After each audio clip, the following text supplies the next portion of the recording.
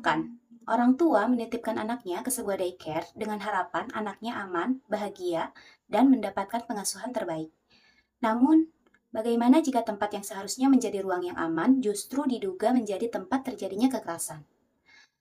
Kasus ini yang sempat menggemarkan Indonesia. Lalu, jika kita melihatnya dari sudut pandang Pancasila, nilai apa saja yang sebenarnya telah dilanggar? Mari kita bahas. Assalamualaikum warahmatullahi wabarakatuh. Perkenalkan, saya Aisyti Rosita dengan NIM 18625705575. Video ini saya buat untuk memenuhi tugas mata kuliah pengembangan nilai-nilai Pancasila dengan dosen pengampu Ibu Roza Yanita MPD. Pada video ini, saya akan membahas salah satu kasus viral di Indonesia, yaitu dugaan kekerasan terhadap anak di sebuah daycare di Yogyakarta. Pembahasan ini akan saya kaitkan dengan penerapan nilai-nilai Pancasila dalam kehidupan bermasyarakat. Jumlah tersangka kasus dugaan kekerasan terhadap anak di tempat penitipan anak daycare Little Aresa Yogyakarta bertambah 14 orang. Dengan penambahan itu, sejauh ini total tersangka mencapai 27 orang. Bertambahnya jumlah tersangka ini merupakan hasil dari pengembangan penyidikan Unit Perlindungan Perempuan dan Anak Satreskrim Polresta Yogyakarta. Daycare atau tempat penitipan anak merupakan fasilitas yang membantu orang tua dalam mengasuh anak ketika mereka bekerja atau memiliki aktivitas lain. Orang tua memilih daycare karena mereka percaya bahwa anak-anak mereka akan dirawat dengan penuh kasih sayang, mendapatkan perhatian, serta berada dalam lingkungan yang aman.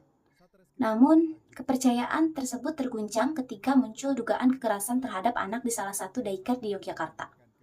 Kasus ini menjadi perhatian masyarakat karena korbannya adalah anak usia dini yang belum mampu melindungi dirinya sendiri dan sangat bergantung pada orang dewasa.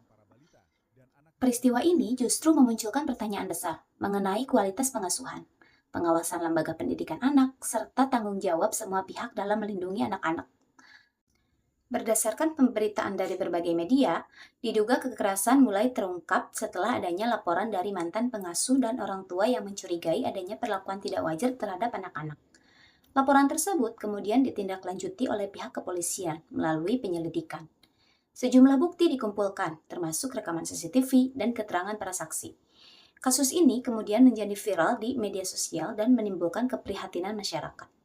Banyak orang tua merasa cemas dan mulai mempertanyakan keamanan lembaga penitipan anak. Dari kasus ini, kita dapat melihat bahwa perlindungan terhadap anak bukan hanya menjadi tanggung jawab keluarga, tetapi juga lembaga pengasuhan, pemerintah, dan masyarakat. Analisis berdasarkan nilai-nilai Pancasila. Yang pertama, kita ambil dari sila kedua, kemanusiaan yang adil dan beradab. Menurut saya, sila yang paling berkaitan dengan kasus ini adalah kemanusiaan yang adil dan beradab. Anak merupakan manusia yang memiliki hak untuk dihormati, dilindungi, dan diperlakukan dengan penuh kasih sayang. Apabila benar terjadi kekerasan, maka tindakan tersebut bertentangan dengan nilai kemanusiaan, karena mengabaikan hak anak untuk tumbuh dan berkembang dalam lingkungan yang aman. Seorang pengasuh seharusnya mengedepankan empati, kesabaran, serta menghargai martabat setiap anak.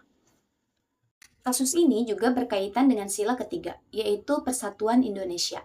Perlindungan anak bukan hanya tugas orang tua, melainkan membutuhkan kerjasama antara keluarga, lembaga pendidikan, pemerintah, tenaga pendidik, dan masyarakat.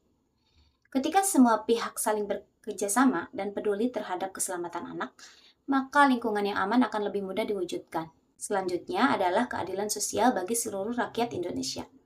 Setiap anak berhak mendapatkan layanan pengasuhan yang aman, berkualitas, dan bebas dari kekerasan.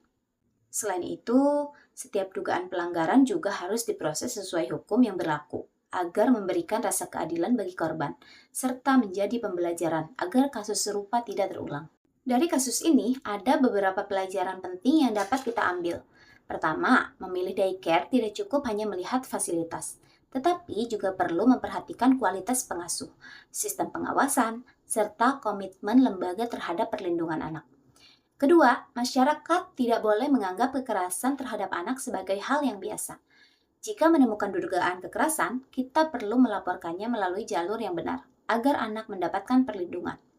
Ketiga, sebagai calon pendidik PAUD, kita memiliki tanggung jawab moral untuk menciptakan lingkungan belajar yang aman, nyaman, dan penuh kasih sayang. Nilai-nilai Pancasila harus tercermin dalam sikap sehari-hari, bukan hanya dipelajari sebagai teori. Sebagai penutup, saya ingin menegaskan bahwa kasus ini mengingatkan kita bahwa Pancasila bukan sekedar dasar negara, tetapi juga pedoman dalam memperlakukan sesama manusia, terutama anak-anak yang merupakan generasi penerus bangsa.